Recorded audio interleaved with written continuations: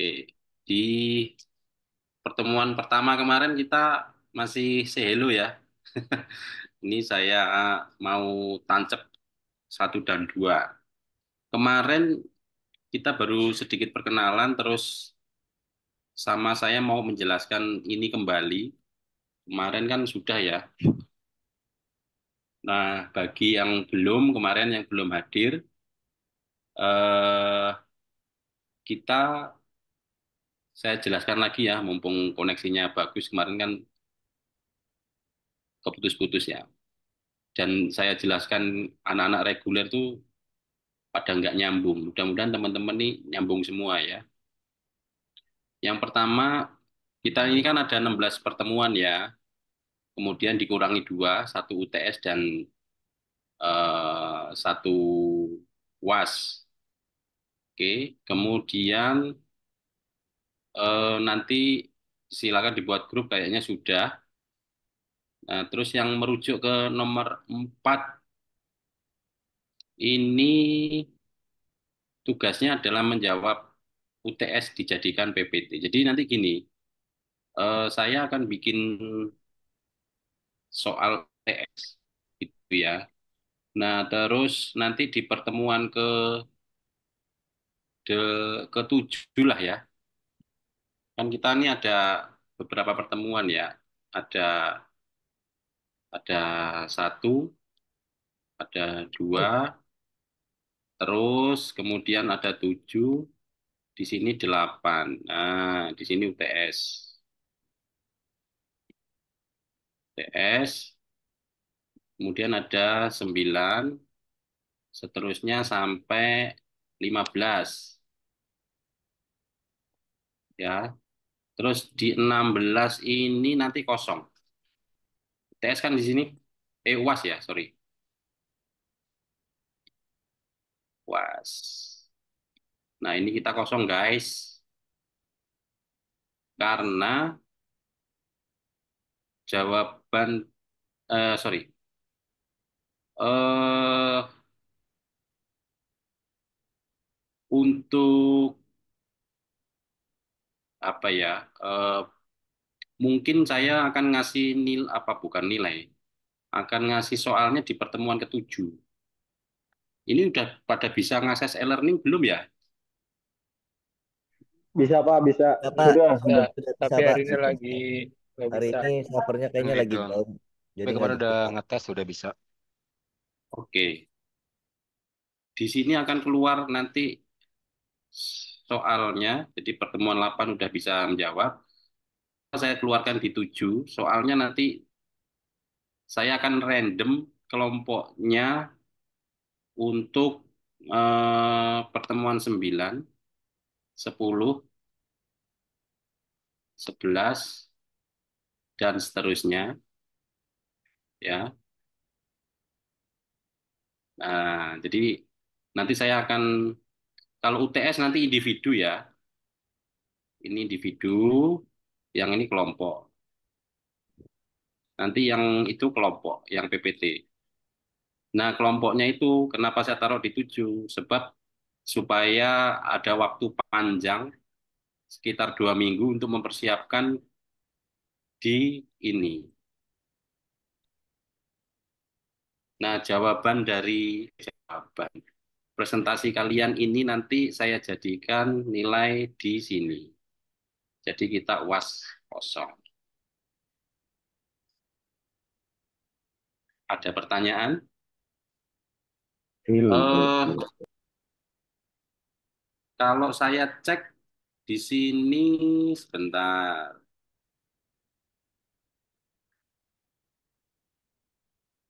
Kemarin itu berarti ini ketambahan Saudara Laude Muhammad Abdul Malik ya, dari reguler naik ke apa namanya, ke karyawan. Jadi ini ada yang semester 3 ada 14 dikurangi 3 berarti ada 11.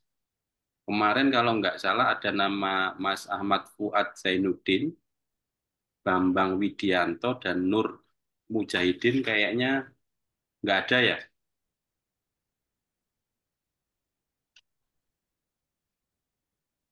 Adakah orangnya di sini? Goib? Ternyata goib, saudara-saudara. Nggak ada, Pak. Terus di semester satu, apakah bisa dikonfirm ada Edward Heli sama Paula Dwi Susanti? Ada, Pak. Oke, kemarin belum hadir ya. Saya coba ini. Edward kosong ya? Ada, Pak, ada. Oh, Edward juga ada. Kemarin juga belum ikut ya? Oh, harusnya ada sih hari Selasa ya, manajemen Iya, bisnis. Ada. oke. Di tempat Hmm. saya ini. Alfred Charles Aritonang kosong ya? Ini saya mau cek Podam. Alfred Charles Aritonang. Kodamnya mengerikan apa enggak gitu ya. Oke. Andika Dwi Kosong. Putra.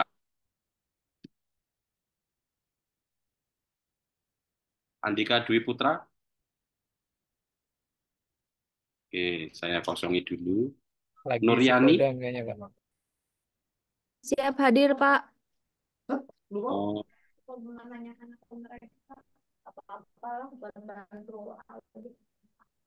oke.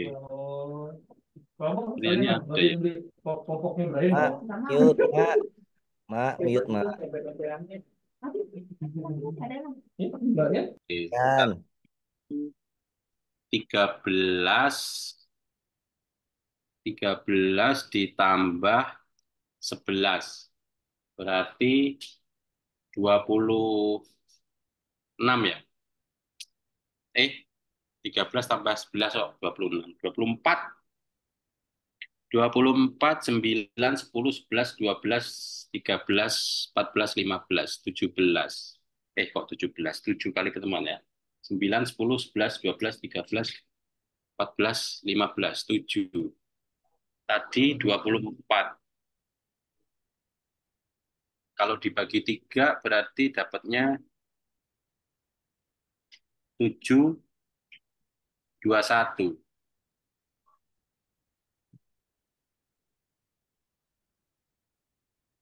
Kalau dibagi 3, 26 bagi 3, oke, maksimal 3 orang ya. Delapan. Per kelompok Ya. bebas, mau lintas sektor boleh. Harapannya sih lintas sektor ya. Enak tuh. Nanti tolong di grup, silakan di chat kelompok 1, kelompok 2, kelompok 3, kelompok 4, kelompok 5, kelompok 6, 7, dan seterusnya. Nah, nanti di pertemuan 9 akan saya random. Jadi semua harus siap-siap. Soal UTS saya keluarkan di pertemuan ke-7. Jadi nanti pertemuan 8 kodamnya kosong. Silakan sejak pertemuan 7 nanti dikerjakan aja nggak apa-apa. Dan kita ketemu di apa namanya pertemuan ke-9.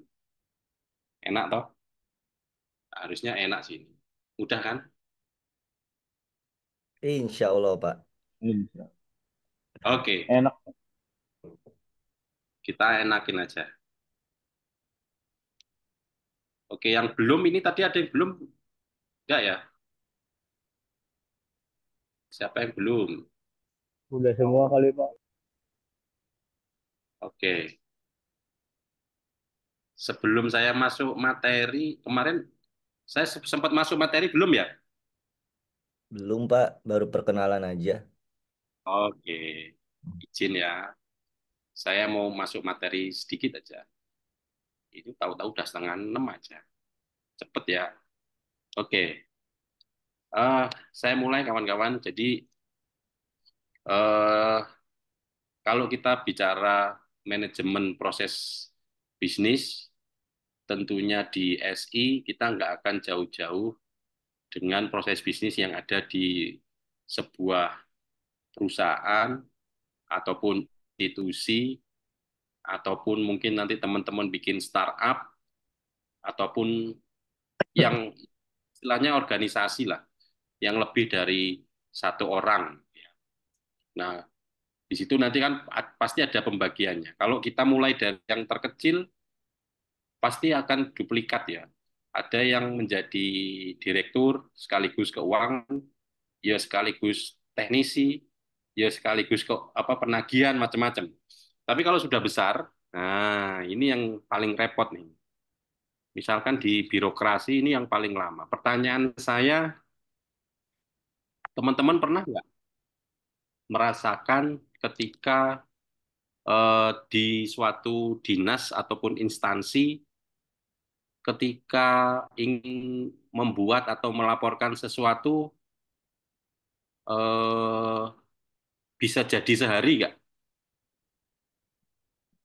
Ada yang pernah mengalami?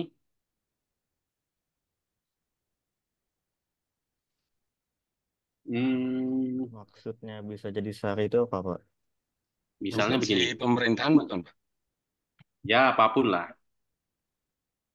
penanganan komplain lah, misalnya, misalnya apa ya, teman-teman pernah nggak bikin SKCK ya? Wah, pernah, Pak, pernah. Berapa hari? Kalau Satu buat hari, SKCK mah sering, Pak. satu hari jadi, Pak. 1 hari jadi. Satu hari jadi. Oke, kalau yang lain, misalkan ada nggak yang pernah ngurus eh apa ya, Saya pernah, Pak. yang agak horor ya, misalnya ngurus IMB, tak apa, ngurus perusahaan atau apa ya, SIM hilang atau apalah. Ngurus legalitas perusahaan sih, Pak, yang lumayan butuh waktu lama. Nah, butuh lama ya. Terus Nah, lapor Nah, pajak, Pak. lapor pajak. Udah dibayar, masa suruh lapor lagi? Udah kecatet. nah itulah. Jadi ada proses-proses di mana ini yang harus kita apa ya? Eh, sebetulnya kita nggak pengen menzolimi sih, tapi karena memang strukturnya begitu panjang dan banyak sih, ketika kita sudah ke A, disposisi ke B, disposisi ke C, C belum jelas balik lagi ke A. Nah, ini yang perlu disederhanakan ya, itu. Sebentar.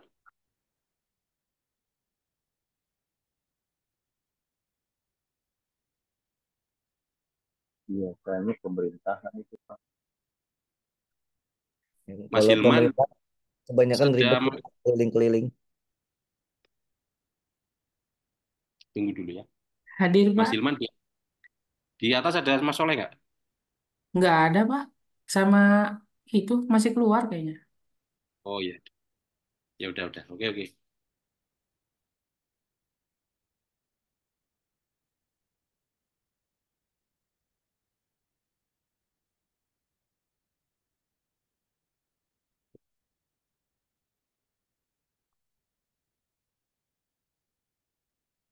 Ada paket. Ya wis. Oke. Nah, menurut si Dumas tahun 2018, jadi business process is a chain of event, activities and decision involving a number of actor and object triggered by a need leading to an outcome that if value to a customer. Jadi secara singkatnya adalah sekumpulan kejadian aktivitas dan keputusan yang melibatkan beberapa aktor dan sumber daya secara bersama-sama menghasilkan output yang bernilai organisasi ke pelanggan. Menurut Dumas ya. Nah, beberapa kajian terkait dengan uraian ya. Jadi di tempat kita ini ada eh, apa namanya beberapa apa namanya koreksi ya. Jadi kalau analisa itu pertama adalah kajian yang dilakukan untuk mengetahui suatu masalah dengan mendetail dan mendalam. Itu maksud dari analisa. Kemudian proses itu adalah langkah-langkah yang dibuat secara alami atau dibuat yang dalam pelaksanaannya melibatkan sumber daya ruang waktu yang menghasilkan. Tentunya kalau kita bicara bisnis adalah kegiatan untuk mendapatkan keuntungan atau hasil. Ini kalau diuraikan masing-masing. Nah, kenapa pentingnya analisa proses bisnis? Yang jelas yang pertama adalah untuk memperkuat posisi perusahaan. Yang kedua adalah mengantisipasi masalah.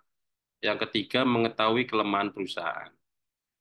Eh, saya meyakini bahwa suatu saat, entah itu pribadi ataupun itu di perusahaan ataupun di birokrasi, ketika ada sesuatu yang kita jual, walaupun itu bentuknya jasa ataupun fisik, itu pasti akan mengalami yang namanya request-request ataupun problem-problem yang ada di sekeliling kita lah gitu ya. Walaupun itu kecil. Misalnya kemarin rekan kita ada yang di security ataupun ada yang di apa namanya eh, kalau nggak salah kemarin ada yang kerja di Direktorat Keuangan ataupun kemarin ada yang bekerja di aksesoris mobil dan macam-macam.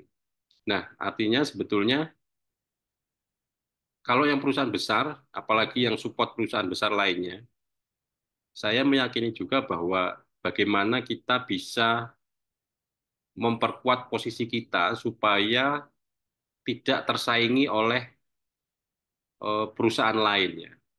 Nah, sekarang pertanyaannya adalah eh, teman-teman, saya meyakini kok sering ini ya belanja online. Ada yang pernah belanja online? Sering, Pak. Ya, Pak. Iya, Hampir Pak. semua, Pak. Di toko hijau, Pak. Ada yang itu, ada yang lain? Ya, kehidupan sehari-hari itu, Pak. Oke. Ada, saya sebut mereknya, ada yang kaitannya sama Tokopedia, ada yang di apa mungkin Lazada, Blibli, atau yang apa namanya, yang orange itu apa namanya? Kok saya jadi lupa. Shopee, Pak. Shopee. Pertanyaan saya, kenapa milih hijau ketimbang kuning? Kalau saya Lebih karena kalau UI saya UX-nya lebih banyak di enak, hijau, Pak. Pak. Satu-satu. Saya pilih online, Pak. Kalau Kenapa? hijau tampilan dashboardnya lebih mudah, lebih enak dilihat, Pak. Dari segi estetiknya ada. Terus poinnya Oke. juga banyaknya di hijau, Pak, daripada di oranye. Ya, to the point lah, Secara Pak, produk. kalau Hijau, Pak, hijau, hijau. Kalau orange Wah, biasanya audiensnya ibu-ibu. Saya orange, Pak. Rata-rata di orange online ibu-ibu. kebanyakan buat perempuan, Pak. Wanita-wanita. Nah, artinya sebetulnya selling point-nya kan sendiri-sendiri ya. Kenapa teman-teman yang profilingnya yang mungkin laki-laki senang ke Tokopedia, profiling yang wanita eh, seringnya adalah ke Shopee, gitu ya. Eh, saya nggak tahu apakah memang kalau kita ingin memperkuat posisi perusahaan atau mengantisipasi masalah atau kelemahan perusahaan kan tentunya handling komplain itu ada ya. Jadi kalau tadi disebutkan kalau yang hijau mungkin secara tampilan mudah dan lain-lain oke. Nah, ketika dibandingkan ke orange, eh, apakah ada masalahnya terkait dengan tampilan? UX-nya sih, Pak. Kayak Kebanyakan garis Warnanya coret, kurang Pak. kurang ini, Pak, bikin sakit mata. ya, UX-nya sih, Pak. oke. Kalau itu selera ya. Pertanyaan saya adalah kalau masalah keaslian produk Nah, ini terkait dengan handling ya, handling masalah. Kalau terkait dengan komplain, hijau sama oranye bagus mana? Hijau, Pak. Beberapa Itu kali sih Pak, ngalamin enakan hijau. hijau. Jauh Pak, hijau Pak. Hijau, Pak. Benar, Pak. Ya, dari situ kita mengetahui ya bahwa eh, terkait misalkan apa ya, kalau hijau kan sekarang kan posisinya IPO ya, tapi harganya juga belum bagus. Tapi sebetulnya terlepas dari itu, sebetulnya kalau ingin memperkuat posisi perusahaan, mengantisipasi masalah, mengetahui kelemahan perusahaan, kan sama-sama mungkin kita ketahui ya bahwa mungkin dari aspek security harus kita perhatikan juga, ya kan? Penanganan komplain juga iya, keoriginalan produk juga iya, banyak ya aspeknya.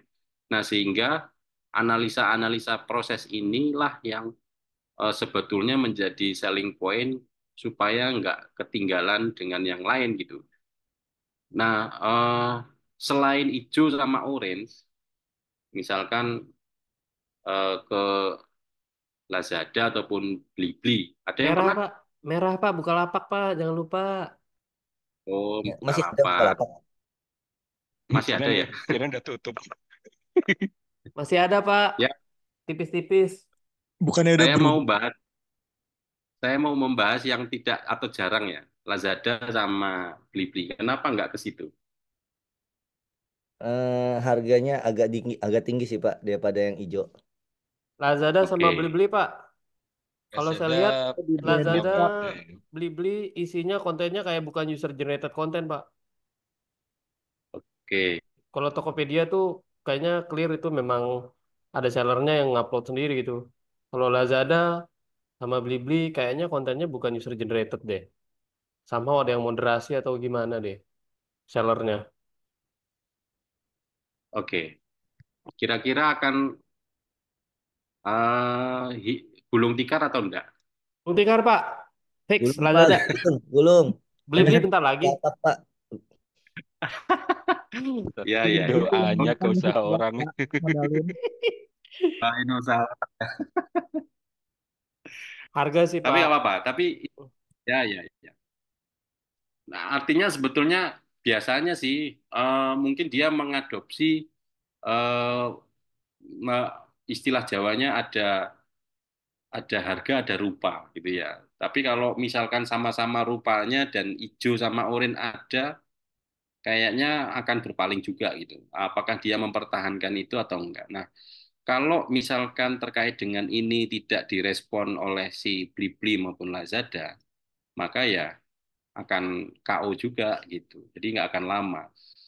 Mungkin seperti teman-teman ketahui banyak perusahaan yang sekarang gulung tikar ya, eh, kayak mungkin apa Matahari, terus kemarin banyak startup yang bertumbangan begitu ya.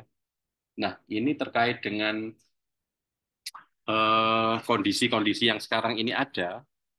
Nah, ini kalau nggak mengantisipasi masalah ini atau memperkuat posisinya, ini ya KO juga. Jadi teman-teman yang sedang bekerja, gitu ya, ataupun yang sedang mencari kerja, terus kemudian nanti akan mendapatkan komplainan, saya harapkan sih peka ya. Kalau wanita bilang tuh, mbok peka tuh terhadap wanita kan gitu. Tapi intinya ini sisi itu.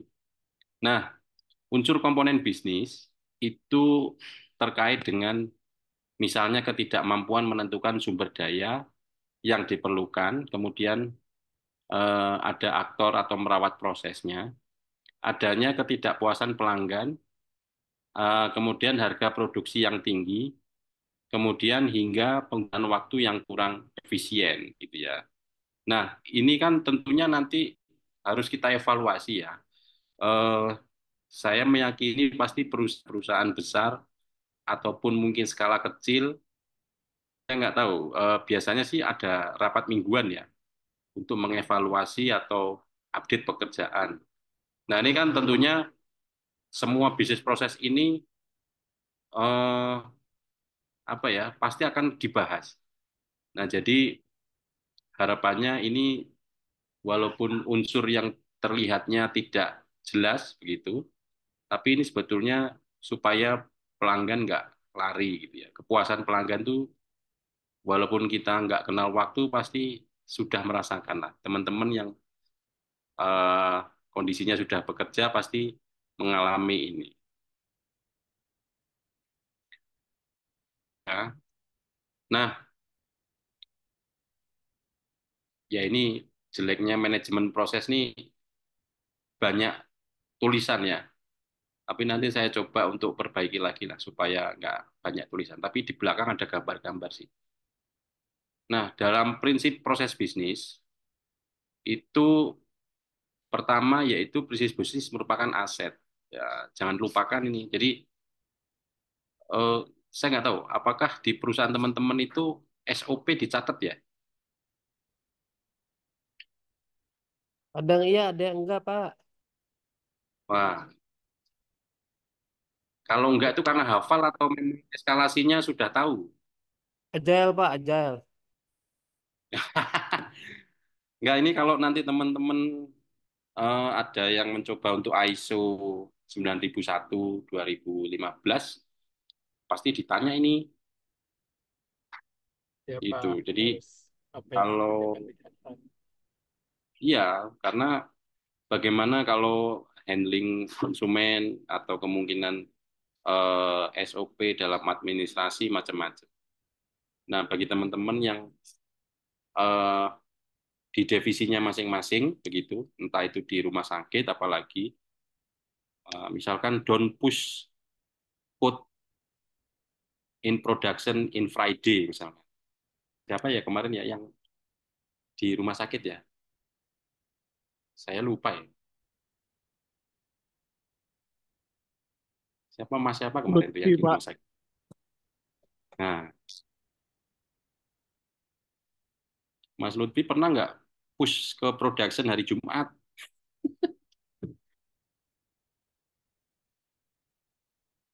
Jangan ya, Dik ya. Karena kita Sabtu dan Minggu pengen libur. Jadi kalau teman-teman mencoba push ke production, misalkan dari coding, dari stagingnya development, kalau bisa jangan di hari Jumat, ya. Tapi ya itu efeknya kalau memang Sabtu Minggu libur biasanya kebanyakan hari Jumat. Nah tapi kalau di rumah sakit saya nggak tahu. Eh, Mas Lutfi ada nggak ya? Izin, Hadir Pak. nggak nih? Mas Lutfi kalau di rumah sakit push production kapan aja atau ada hari tertentu atau malam hari atau bagaimana?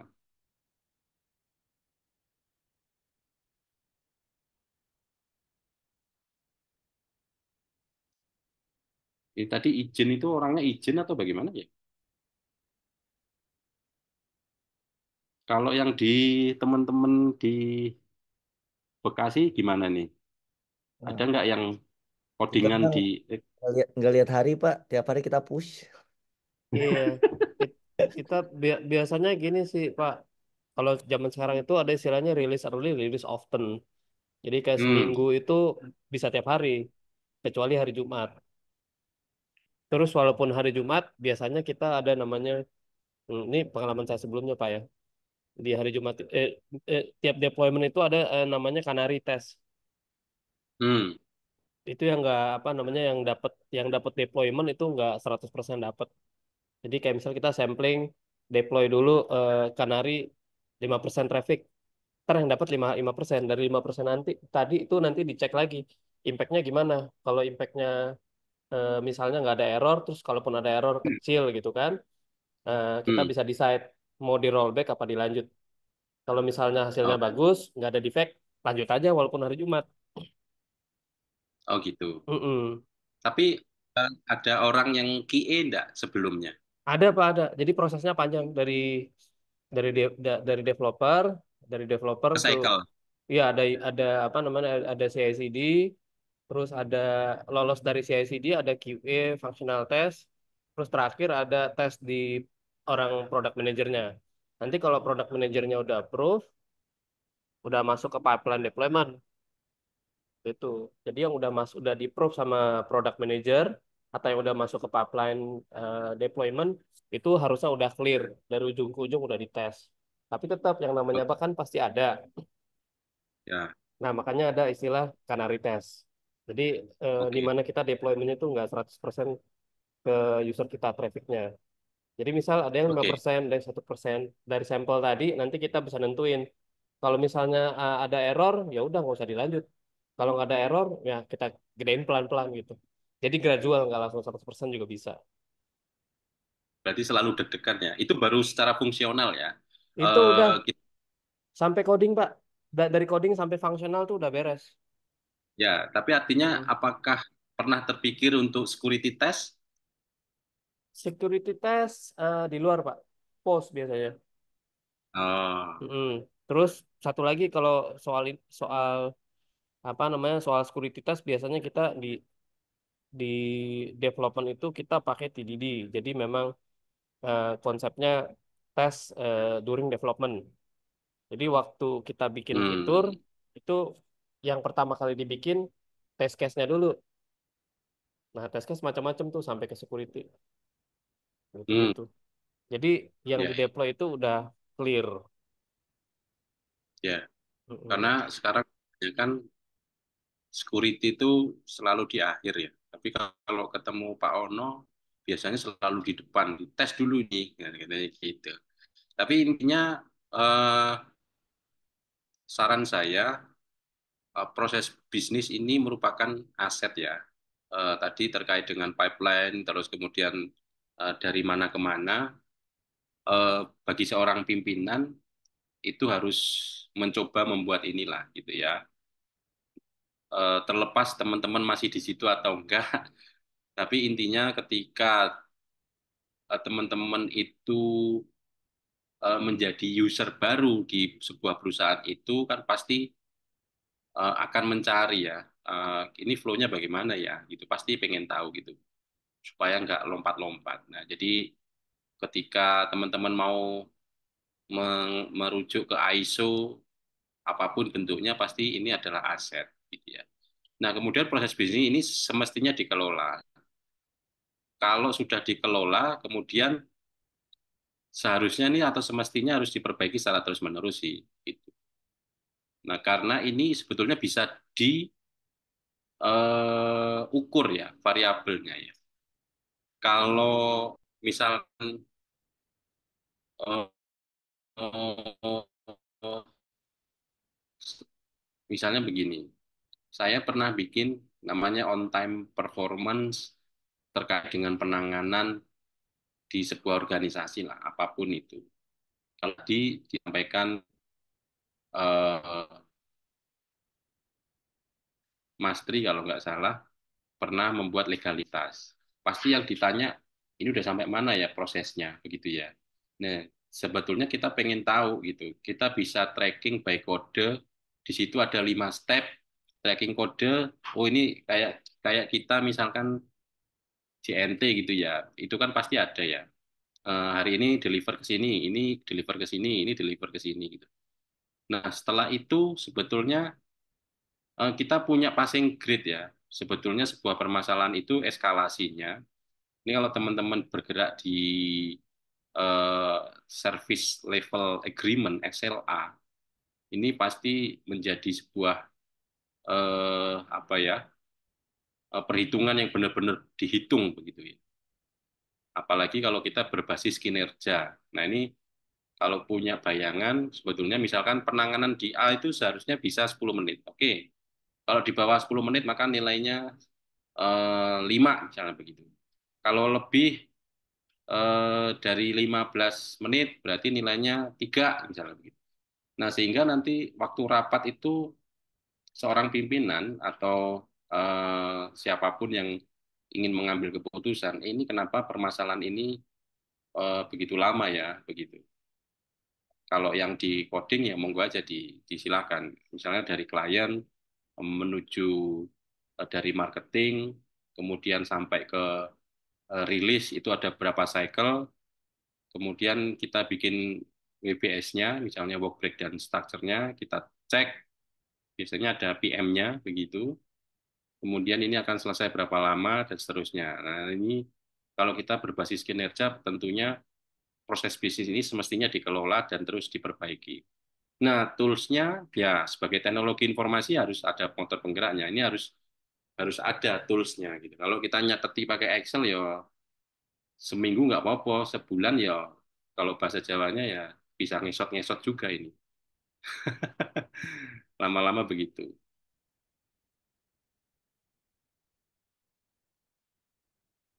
Terus gambaran sebuah organisasi yang fokus pada proses. Pasti punya struktur dong, nggak mungkin nggak punya. Gitu ya. Eh, Kemudian ada aliran kerjanya, ada akuntabilitasnya, ada batasannya, dan ada pengetahuannya. Nanti saya kirim, bisa dibaca lah. Gitu ya. Hmm, nah, ini biasanya ada, kalau di dalam bisnis proses manajemen, yang paling singkat adalah seperti ini. Gitu ya. Kita punya objektif dan strategi modelnya mau seperti apa. Objektif itu tujuan, dan strategi modelnya mau seperti apa nih. Gitu ya. Nah, ini biasanya apa ya, level-levelnya, level-level mungkin HRD atau mungkin project manager atau mungkin yang levelnya atas yang punya bawahan sih biasanya begitu. Nah, modelingnya macam-macam ya. Kalau yang paling eh, sederhana mungkin kalau tadi kita punya apa namanya sistem mungkin bisa pakai itu. Terus kalau yang hitungan mungkin kita bisa pakai balance scorecard gitu ya, atau modeling yang lain gitu. Kalau nggak salah kemarin saya baca ada 4 sih, tapi bisa dikembangkan ke yang lain. Atau di COVID itu ada PM05 kalau nggak salah, itu ada juga. Nah, tentunya ini akan disolusi. Jadi gini, ini agak sulit ya memang. Di Indonesia ini cukup rumit. Ada yang sering bermain project nggak di sini? Hampir semua ya. Bermain Hampir project ada. Ya, Mas ada Tri Pak, yang jago nih, Mas Tri. ada Pak, ada. Oke. Kalau berproject pasti ada batasan waktu. Ada Pak. Ada, Pak. Oke. Pertanyaannya, mungkin kita melakukan keseluruhan proses ini, pertanyaannya ada itu, terkait dengan eh, waktu yang dihitung oleh si klien. Misalnya kita sepakati 4 bulan, mungkinkah keseluruhan proses ini akan kita jalani? Pertanyaannya itu. Silakan Mungkin Pak, dijawab. Ya? mungkin. Tergantung kapit, kadang tergantung juga sih Pak, karena kan ada beberapa barangnya kita juga impor. Nah, kita juga harus sebelum, misalnya dari USA udah ngasih jangka waktu 4 bulan, kita juga sudah punya timeline internal terkait semua barang-barang yang kita impor, belum lagi instalasi di sini, dan juga sampai ke deliver. Tapi Oke, so far sih semuanya on time Pak, on time schedule semua. Walaupun oke, oke. Kalau nggak on time, apa yang dilakukan? biasanya kita minta adendum kontrak untuk penambahan waktu kerja. Ya, itu lazimnya begitu ya. Tapi Hmm. kalau kita bicara itu ada yang barang ya, pengadaan yang sifatnya barang. Kalau kita, saya pribadi misalkan bermain di software development gitu ya, atau teman-teman yang terkait pengembangan aplikasi. Gitu. Eh, ada kalau kita tadi atau teman-teman tadi di awal ada yang ngomong agile Pak, oke. Ada yang ngomong SDLC, ada yang ngomong waterfall macam-macam. Eh, Selama ini saya menjalani hampir berapa belas tahun ini kok nggak bisa ya menerapkan proses-proses itu ya. Karena sebetulnya kalau itu diterapkan waktunya akan lebih. Tapi sebetulnya kalau di dalam eh, sebuah metode itu perlu. Tapi kebanyakan di lapangan itu ya gas-gas wae. Seharusnya fase development kita masih aja requirement begitu. Ataupun balik lagi dan seterusnya. Nah, ini jadi mungkin buat teman-teman ya harus ekstra ya. Makanya tadi terkait dengan proses-proses itu perlu dicek kembali ya. Hmm, oke. Ntar lagi ya. Kita terus habis itu break dulu untuk sholat maghrib. Oke. Jadi manfaatnya sebetulnya terkait dengan bisnis ini nih sebetulnya manajemen proses bisnis atau manajemen bisnis ya. Saya kok di mata kuliah ini ada dua mata kuliah tapi sama loh. Ada yang megang jadwal nggak? Izin manajemen bisnis, Pak. Nah, manajemen bisnis ya Siap. sebentar. Pak, kalau di saya manajemen proses bisnis, Pak. Kipi jadwalnya dimaklumi lah. Kira-kira ya itulah ya proses bisnis Ya, lah ya. Nah, intinya sama sih, Pak. ya secara komprehensif dikit-dikit lah. Oke. Intinya adalah eh, pertama kita manfaatnya adalah meningkatkan efisiensi dan produktivitas perusahaan itu pasti ya. Kalau bisa sehari, kenapa harus 2 hari gitu. Tapi kalau itu kalau di kita ya, apalagi swasta gitu ya. Ini mohon maaf mungkin yang di birokrasi kalau bisa 2 hari, kenapa dibikin sehari? Kalau yang di Senayan sana kalau bisa mahal, kenapa dibikin murah? Kan kira-kira gitu. Jokesnya begitu ya. Nah, terus tentunya manfaatnya peningkatan pelayanan, kepuasan pelanggan. Saya meyakini pasti semua pasti akan apa ya eh, by target ya. Kalau teman-teman yang reorder kembali, kira-kira persentasenya berapa persen ya? Misalnya perusahaan A itu akan kembali pesan eh, B, sorry, perusahaan A akan pesan kembali tahun depan, pesan kembali tahun depan, pesan kembali gitu. Nah, cara mengantisipasinya supaya nggak pergi, apa kira-kira? Ini kan manfaatnya ya. Faktor Bisnis, apa? Pak. Faktor layanan di luar jam kerja ada nggak? Masuk. Ada, Pak, Ada, ada. Pak. Ya, Ini kan services, Pak. service after ini ya, after kontrak. Ya, eh, kalau saya sih kalau saya prinsipnya mengharamkan telepon itu mati. Karena ya kalau di luar negeri mungkin nggak lazim ya, tapi di tempat kita itu kadang-kadang begini. Pertanyaannya begini, sama-sama bisa membuat barang A atau software A, oke? Kemudian sama-sama harganya.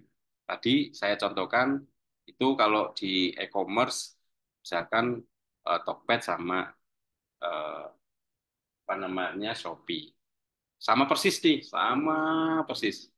Oke, yang terakhir mungkin kalau kita bicara after sales, nah yang sana responnya cepat, yang sini lambat. Nah, kira-kira orang itu walaupun agak mahal sedikit, kayaknya nyaman dengan yang bisa ditelepon.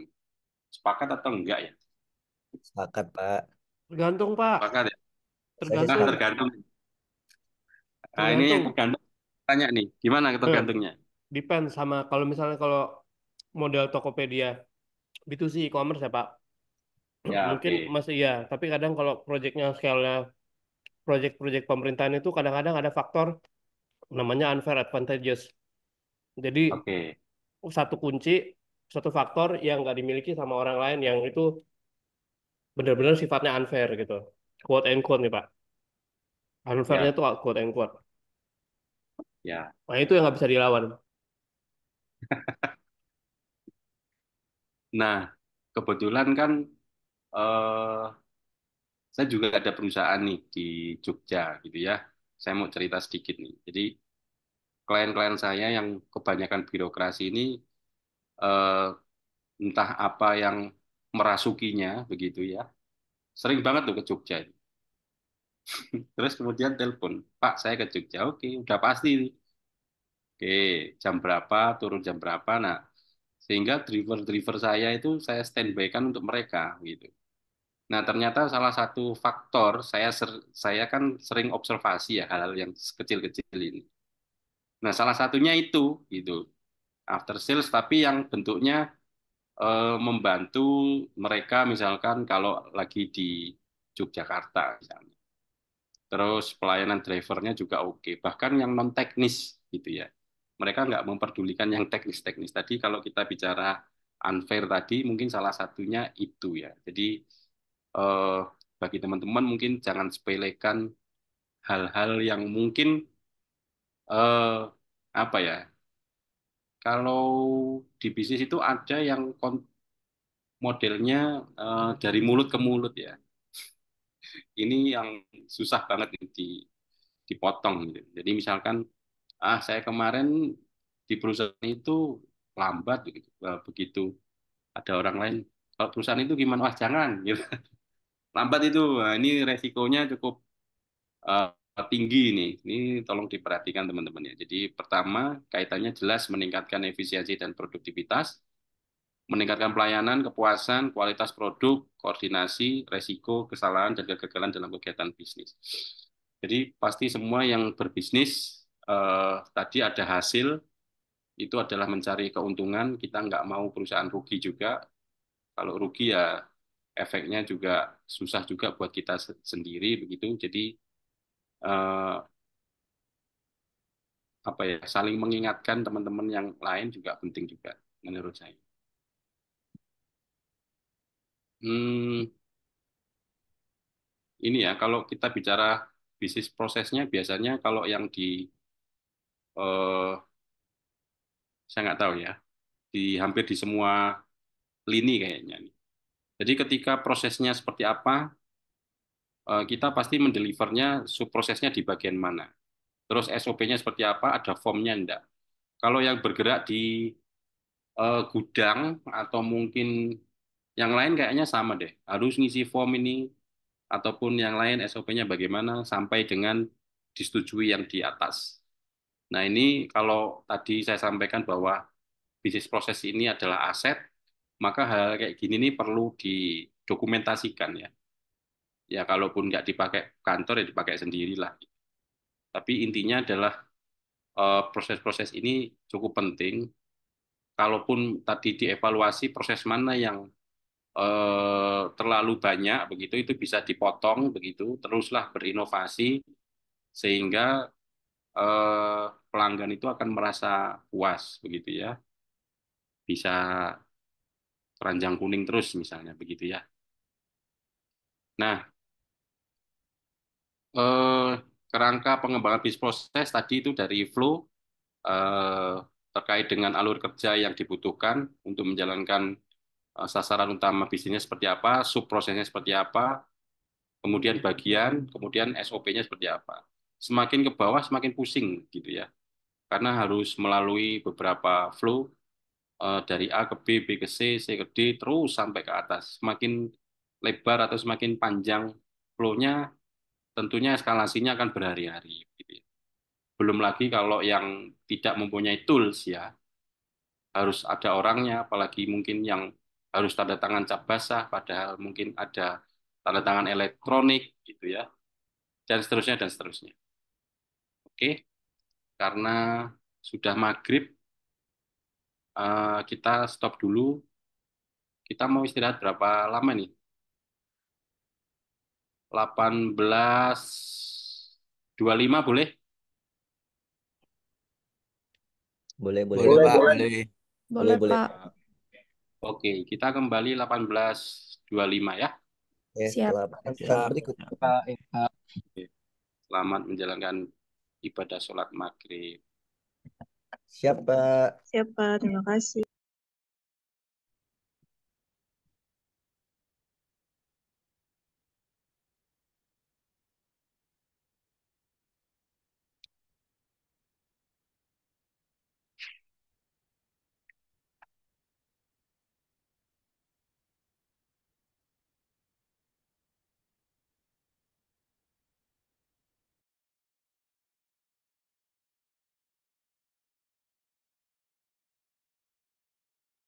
Oke, sudah pada kembali? Let's go.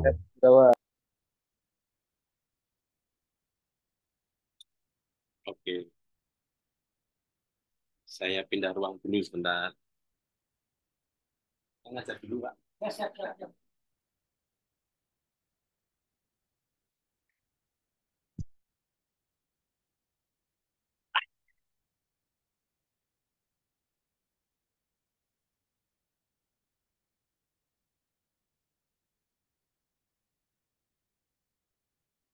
Oke, sebelum membahas yang lainnya, saya tak melanjutkan dulu. Nah, di posisi bisnis, manajemen proses bisnis ya, itu ada dua proses yang namanya bisnis proses re-engineering dan bisnis proses improvement. Nah, teman-teman bisa melihat gambar yang ada di PowerPoint saya bahwa ada mungkin kita sudah sampai pada produk atau servis masa kini dan produk atau servis masa yang akan datang. Mungkin eh, terkait dengan perkembangan teknologi ini, bahkan kita sendiri yang bergelut di dunia teknologi itu eh, melihat ya bahwa perkembangan teknologi saat ini cukup luar biasa begitu. Apalagi mungkin kita kalau berkaca ke dunia atau mungkin ke negara-negara yang sudah mengimplementasikan begitu ya. Nah, ini mereka sudah melakukan inovasi yang cukup panjang begitu. Bahkan mereka punya satu divisi riset sendiri ya. Nah, terkait dengan proses bisnis yang ada sekarang itu belum tentu itu akan relevan dengan yang akan datang. Nah, sehingga kenapa tadi saya bilang bahwa di depan tadi ya, bahwa sebuah proses bisnis itu adalah aset dan terus diperbaiki. Nah, tentunya kita akan eh, apa ya melihat bahwa kondisi sudah nggak relevan lagi kalau kita menjalankan proses-proses yang sekarang ini. Nah, terkait dengan lingkungan masa kini atau as is dan lingkungan masa depan yang kita sebut to be, ini adalah salah satu proses implementasi change management. Begitu ya. Jadi nanti kalau ketemu dengan proses-proses yang perlu diinovasi gitu ya. Nah, tentunya ini akan oke, ini Mas Lutfi hadir. Oke. Nah, ini akan terus bertransformasi ya.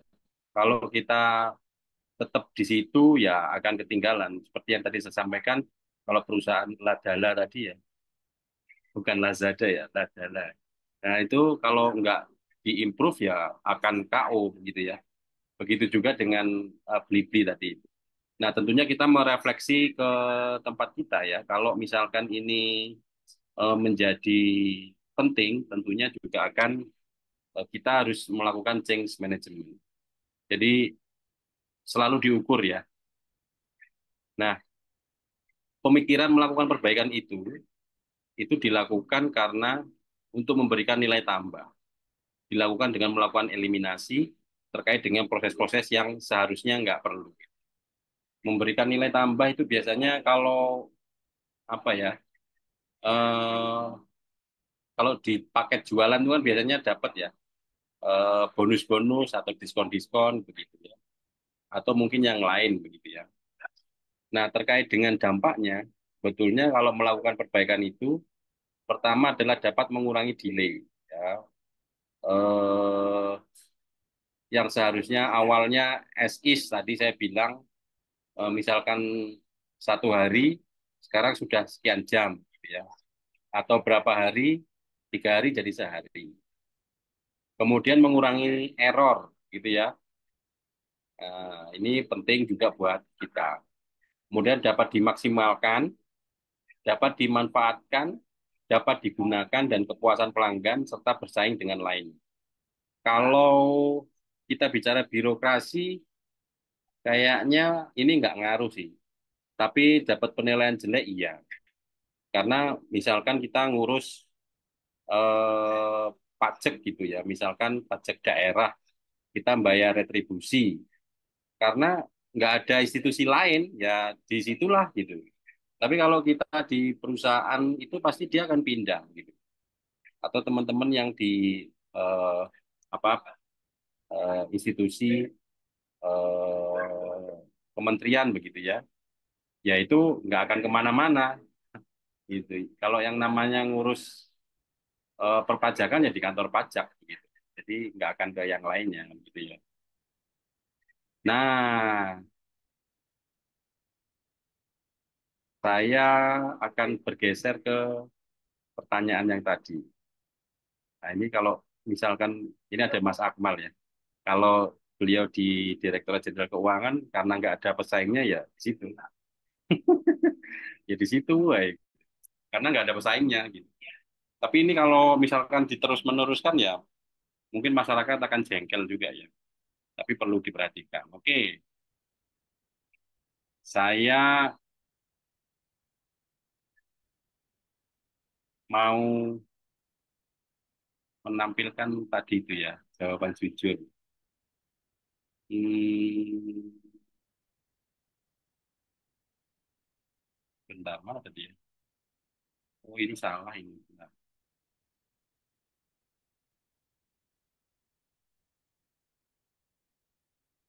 Hmm, oke.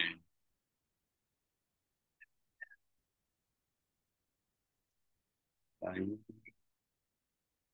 mau menampilkan jawaban bukan jawaban. Ini. Nah, cukup menarik ya. Inilah nilai-nilai dari jawaban teman-teman ya. Tadi saya nemu yang jawabannya E. Saya nggak mau mendiskreditkan, tapi apa alasannya ya? Saya tengok ya, bagaimana Anda membagi tugas kepada rekan di bawah Anda. Saya izin ya, yang jawabannya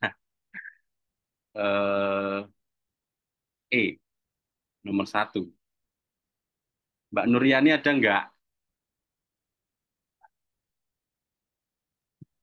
Izin ada, Pak. Kenapa Mbak jawabannya kok E, nomor 1 ya? Kalau di izin Pak, kalau mungkin kalau untuk di divisi kan udah ada bagian masing-masing gitu Pak. Mungkin biar nggak terlalu banyak, Oke, lebih fokus ke porsinya masing-masing gitu sih Pak. oke. Mungkin kalau membantu kalau pas memang lagi ada dari pekerjaan yang sudah selesai baru mungkin ditambahkan dengan yang lain gitu sih Pak biar lebih fokus gitu Pak. Oke, itu membaginya ke jawaban masing-masing. Saya mau nengok yang jawaban yang ada B-nya. Ada tadi harusnya, sebentar ya. Yang jawab B, ada Mas Akmal. Izin Mas Akmal. Iya, Pak. Ah, ngopo Mas Akmal? Kok membaginya sesuai minat dan keinginan?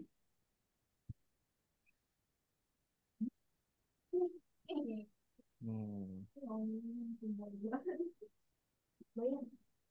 Bagaimana Anda membagi tugas pada rekan dan bawahan Anda dengan minat dan keinginan? Tak, ini tadi itu bagaimana bagi Apa? tugas. Apa? Yang jawab B selain Mas Akmal, apa ya? Orang eneng ya Mas? Sampai entok ya? Oh iya benar ya. Ya biar Apa? selesai sih kalau kalau nggak kadang kalau nggak minat itu kadang suka hasilnya pas-pasan atau enggak atau kalau ini ya kalau kalau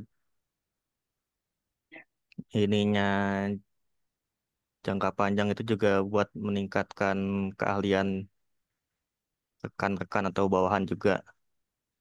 Nah ini mungkin karena Oke, di pemerintahan juga sih karena nggak ada dipecat ya kalau di ini ya. Jadi ya.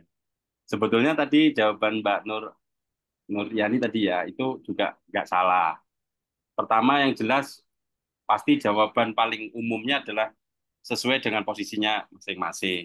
Oke, kalau bukan misalnya bagian keuangan kok dikerjakan SDM, yuk nggak mungkin. Itu benar, tapi kurang tepat. Nah, kalau saya nanya Mas Akmal tadi, kalau sesuai minat dan keinginan, kira-kira ya Mas, kalau nggak sesuai keinginan tapi pimpinan menginginkan sampai menjalankan nggak? ya menjalankan juga. Ini kan atau misalkan pimpinan ngasihnya ke satu seksi gitu ya. Ya, Nah nanti di satu seksi itu ya dibagi sesuai yang pertama-tama itu ada yang minat nggak untuk kerjain gitu kan. Baru nanti kalau ya, memang nggak ada baru dipaksakan ada gitu. ya oke, nggak apa-apa Mas. Saya mau random sampling dulu ke yang jawab A. Eh, Mbak Nabila ada.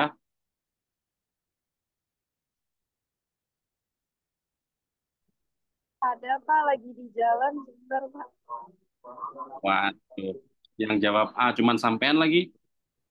Oh, saya mencet apa? Sampean jawab A tadi. Kenapa Mbak? Saya membaginya sesuai dengan kepribadian dan sifat. Oh, eh, Ayo sharing kita. kalau itu saya dapat berdasarkan pengalaman aja sih Pak dulu waktu SMA kalau bikin kelompok bagi-bagi tugas ke teman-teman tuh berdasarkan sifat mereka gitu. Oh, Kayak ada yang bisa kayak tugas project untuk bisa kayak PKWU jualan. Kalau misalnya ada yang ekstrovert, mereka cocoknya lebih ke promosi dan lain-lain. Terus kalau misalnya ada yang kurang suka untuk berinteraksi sama orang, mungkin bisa di bagian kayak layar belakangnya aja gitu, kayak misalnya desain logo atau kayak apa merancang buat kedepannya gimana kayak harganya apa kemasannya gimana atau mau jual produk apa kayak nyalurin ide-ide gitu Pak. ya. Tapi lebih ke subjektif ya, kepribadian dan sifat. Tapi Iya. nek misalnya Mbak, contoh, kalau tadi tergantung kepribadian dan sifat. Ini hampir mirip sama minat dan keinginan sebetulnya. Ketika sudah tahu posisinya masing-masing ya, ma kalau kepribadiannya eh, buruk misalkan, apakah dia nggak akan dapat penugasan? Kasihan yang kepribadiannya bagus dan sifatnya bagus ya, nerimo ya. Nah itu dia akan selalu dapat kerjaan begitu. Yang tidak bagaimana? Kan itu. Jadi eh, kadang-kadang di sebuah instansi atau di sebuah perusahaan ada kadang yang ngeselin juga, ada yang tadi sifatnya kepribadiannya ada yang introvert, ada yang extrovert gitu ya. Ada yang sifatnya kasar, ada yang sifatnya oke, ada yang sifatnya nggak nolakan juga ada. Benar tapi kurang tepat. Saya coba mau ke yang jawaban 4 ini. Jawaban 4 itu C. Oke, saya random ya. Mas Fikri ada? Hadir, Pak. Ngopo Mas jawabannya kok C Mas? Karena kalau dikerjakan sama orang yang ahlinya itu pasti perfect, Pak. Lebih bagus lagi tuh. Eh. Pertanyaannya kalau udah ahli sudah pasti mampu. Ya, betul. Pasti gitu, pasti mampu. Karena basic skill yang menunjuknya pasti di situ gitu. Hmm. Tapi Kak, ya ini 50-50 ya. 4 dan 5 ini tipis nih ya. Eh, ada nggak yang berbicara ahli itu belum tentu mampu, tapi mampu udah pasti ahli. Untuk yang jawabannya D, itu ada Mas Muhammad Bagas Rizkullah, terus ada Mas Hilman. Coba dibantu ini gimana nih? Pertandingannya seperti apa nih?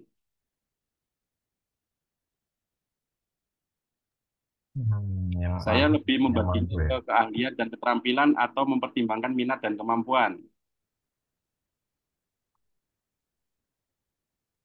Kalau di saya sih kan pilihannya yang D apa tadi ya? Mempertimbangkan Ya, minat dan kemampuan.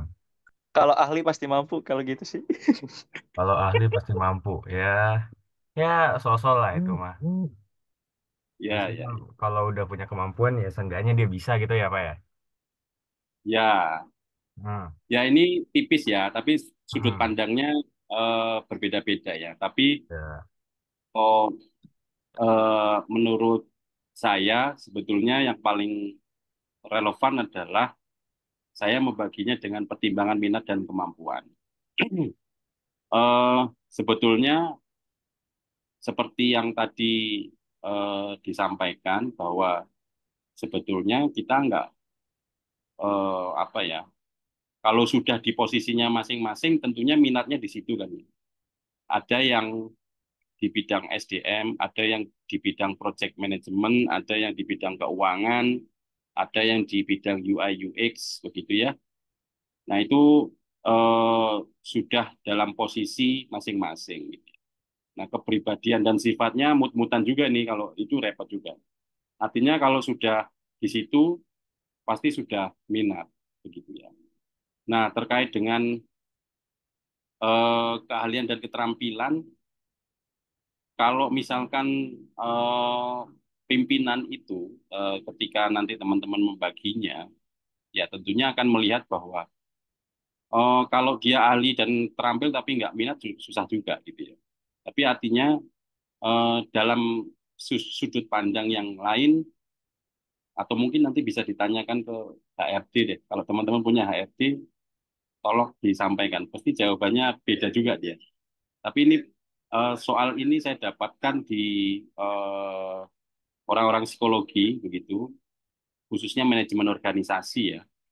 Itu jawabannya 5 dan saya sepakat bahwa saya akan membaginya dengan pertimbangan minat dan kemampuan. Itu ada yang mau berdebat, saya paling senang kalau ada yang mau bertanya. Atau ada yang salah dengan jawaban nomor 5. Udah benar Pak, Saya jawaban penasaran benar sama 5 Pak. yang Saya punya gimana? pengalaman, Pak. Ya, Untuk yang keahlian dan keterampilan, biasanya karena dia punya kemampuan, eh, kekurangannya adalah kalau moodnya kurang bagus, tapi kerjanya pasti benar. Jadi kayak robot, Pak. Apa yang kita perintah, itu sesuai yang dia kerjakan, gitu. hmm, Tapi kalau untuk yang punya minat dan kemampuan, karena dia punya minat dan kemampuan, tapi Tidak keahliannya punya kurang, keahlian. Mm-mm. eh, Jadi biasanya dia suka apa namanya Ngerjain. mengeksplor diri, tapi kadang-kadang tidak sesuai dengan yang kita perintahkan, Pak. Ini Yang ide kalau tapi misalkan tidak sesuai gitu ya. saya bergerak di bidang karena saya di apa namanya event ya Pak. Jadi misalnya kayak saya bikin suatu desain gitu misalkan. Nah, jadi karena dia tidak punya keahlian, kemampuannya itu yang dia gunakan, jadi dia apa namanya berinovasi, tapi tidak sesuai dengan yang kita perintahkan, Pak. Ya, Jadi plus minus jadinya seperti itu sih, Pak. ya. Tapi kalau saya memandangnya dari sudut yang lain sebetulnya. Kalau ini bukan atasan bawahan ya, tapi kalau dalam sikap menerima proyek di luar ya, sikap menerima proyek di luar gitu. Saya ahli di situ dan punya keterampilan, tapi saya nggak minat, saya nggak ambil. Tapi kalau saya minat dan punya kemampuan, pasti saya ambil. Gitu. Jadi eh, ya tipis-tipis lah. Tadi bisa dibenarkan juga. Jadi tergantung sudut pandangnya. Oke, saya geser ke nomor 2. Jadi Ada yang tergantung teksnya gimana ya. ada, ada yang jawab nih menarik ya. Pendapat Anda tentang waktu. Santai dulu dah dan sebaik mungkin. Ini Hobi anak dulu senja. gak sih? Yoi.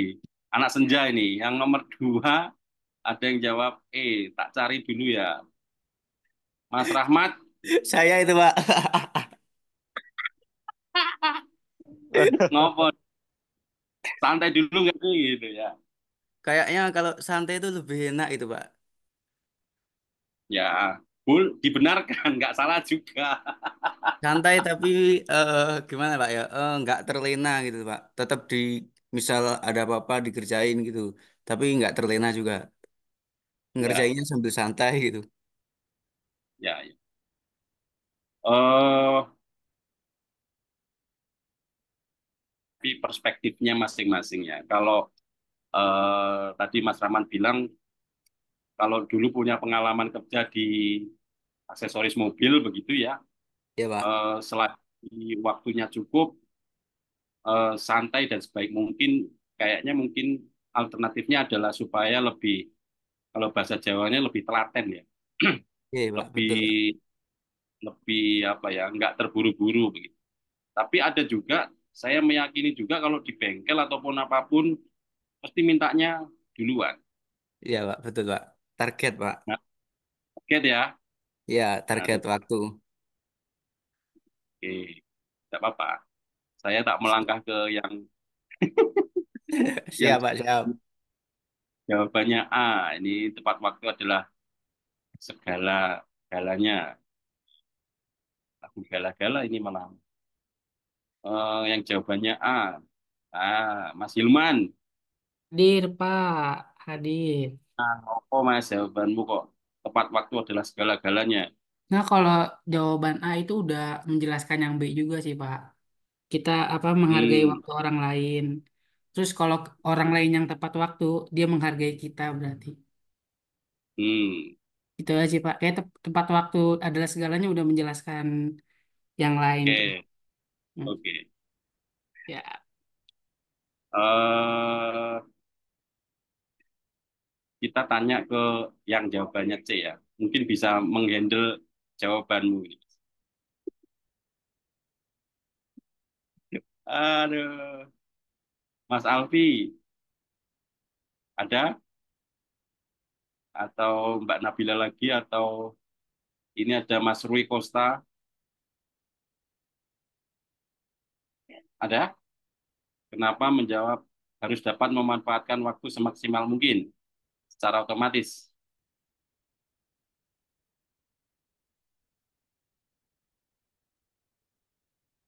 Kayaknya lewat nih ya. Oke, saya langsung ke D aja lah. Keren ini. Mas Roni, Iya, Pak. B. Saya menemukan jawabannya D. Apa pendapat Anda tentang waktu? Berusaha sebaik mungkin memanfaatkan waktu. Oke, Iya, Pak. kenapa? Saya kan ini kuliah sambil kerja, Pak ya. Jadi, terus juga Pagi-pagi saya harus nganterin ibu dulu. Jadi harus diatur waktunya, Pak. Bener-bener Ya, dimanfaatin gitu. oke. Jadi Eh, ya, oke, oke.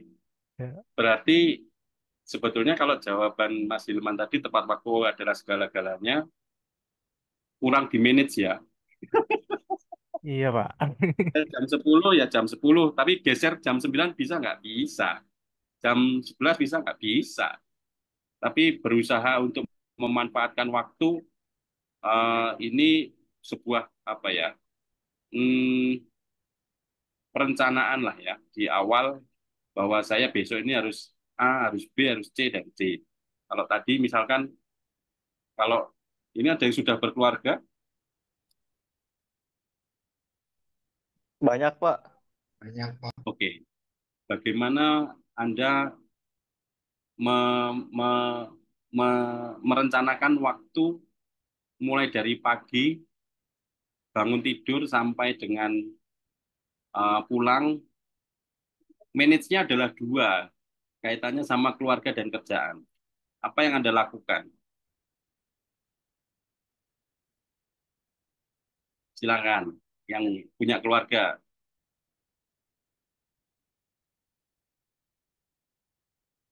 Ada yang mau jawab? Lagi pada nyari keluarga baru kali, Pak.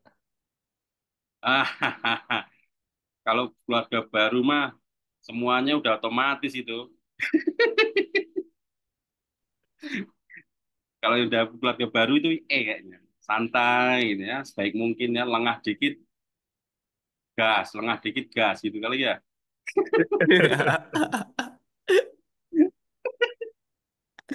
Ya, tapi semuanya sih benar, kaitannya santai, oke, nggak terlalu terburu-buru, tepat waktu adalah segala-galanya, iya. B juga nggak salah, C juga nggak salah gitu. Tapi berusaha sebaik mungkin memanfaatkan waktu itu memiliki poin paling tinggi di antara yang lain gitu ya. Jadi sudut pandangnya memang ketika jadi ketika single, keluarga, dan ada di sebuah institusi, point of view-nya adalah ketika memimpin ya, baik itu memimpin dirinya sendiri, memimpin keluarga, atau di perusahaan punya anak buah, pendapatnya tentang waktu adalah berusaha sebaik mungkin memanfaatkan waktu. Eh, saya ada pertanyaan begini, kalau proyek itu bisa dikerjakan dalam misalkan seminggu, begitu, dan durasi pekerjaannya itu 30 hari, kira-kira pilih sampai 30 hari atau 7 hari kemudian selesai? 7 hari kemudian selesai, lalu ambil proyek baru, Pak. Wah, ya, ya, ya. Ya sama, pikirannya sama ya. Tapi kalau di perusahaan mungkin kalau yang di keuangan ini selesai, daripada besok misalkan ada kegiatan apa yang mungkin agak lama diselesaikan. Jadi cara memanfaatkan waktu gitu. Nah, kalau tadi santai, berusaha sebaik mungkin selesai selesai. Tepat waktu ya tepat waktu.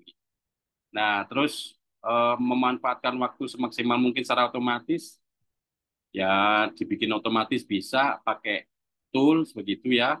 Enggak juga bisa juga. Nah, kemudian menghargai orang lain, nah, itu juga terkait dengan perencanaan ya. Artinya kita datang ke klien, terus kita sudah siap dengan segalanya, itu cara menghargai kita. Tapi kalau memanfaatkan banyak waktu, itu lebih banyak plus-plusnya sebetulnya. Ketika satu sudah selesai, kerjaan dua, kerjaan tiga, dan seterusnya. Tapi namanya kerjaan itu pasti ada terus gitu ya. Tapi bagaimana kita mendeliver sebuah pekerjaan itu pas sesuai dengan konteksnya masing-masing. Oke? Oke, Pak. Eh, Tadi yang sudah menjawab berapa orang ya? Sebentar. 22 orang. Di grup ini ada berapa orang? 20. Ada yang belum menjawab tadi? Karena jawaban ini nanti saya pakai sebagai absen. Ada yang belum jawab? Yang jawab dapat kaos ya, Pak. Oh iya, Ya, nanti Pak, tak lagi sedia. di jalan, Pak. Bagi linknya lagi dong. Oke. Itu, Pak, di deskripsi Google Form-nya, Pak. Ada t-shirt, Pak. Ya, Mas Edward silakan diisi. eh tapi udah dibahas, tapi ya nggak apa-apa lah. Tapi nggak apa-apa sebagai absen, Mas.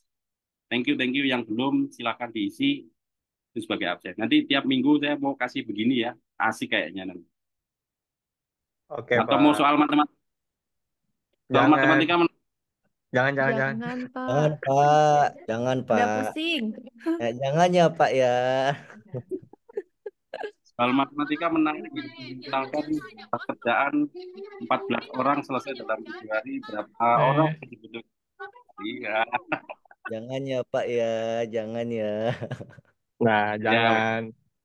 ya wes yang normatif aja ya. Ya, Tapi yang intinya bisa tentang yang bisa dipikirkan sambil tiduran, sambil di jalan. oh, ya oke karena eh, teman-teman mungkin ada next pelajaran. Terima kasih untuk hari ini. Nanti di pertemuan ke-7 saya bagi UTS-nya. Pertemuan 8